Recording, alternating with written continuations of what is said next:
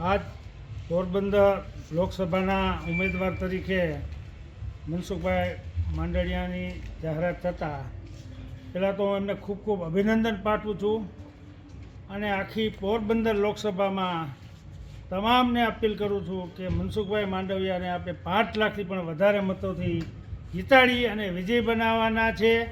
એટલે ખાસ કરી આખી પોરબંદર લોકસભાના તમામને કે મનસુખભાઈને દિલ્હી બેઠા બેઠા અહીંથી આપણે 5 લાખના મતથી જીતાડવાના છે એવી ખાસ અપીલ કરું છું. અને આજે ભારતીય જનતા પાર્ટીના તમામ આગેવાનો સાથે મળી અને અમે હાકલ કરી છે કે મનસુખભાઈને 5 લાખથી પણ વધારે મતોથી અમે જીતાડશું. રમેશભાઈ, આપના નિવાસસ્થાને આજે ફટાકડા ફોડીને ઉત્સાહ જેવો છે, શું છે?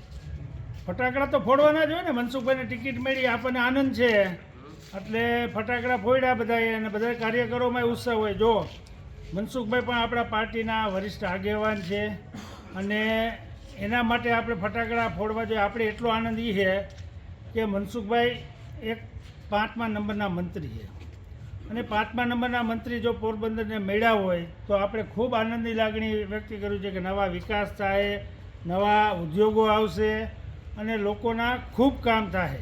આજે કેન્દ્રના કેબિનેટ મંત્રી આપણને જ્યારે અહીં ચૂંટણી લડવા આવતા હોય, આપણે મોદી સાહેબને પણ અપીલ કરતા હોય કે મોદી સાહેબ તમે અમારે ત્યાંથી લડો, બીજેથી બધા અપીલ કરતા હોય તો આવા દિગ્ગજ નેતાઓ અહીંથી લડે તો પોરબંદર આખી લોકસભામાં મોટા વિકાસના કામો થશે અને ખૂબ સારી રીતે લોકોને સંતોષકારક રહે એવા કામો થશે.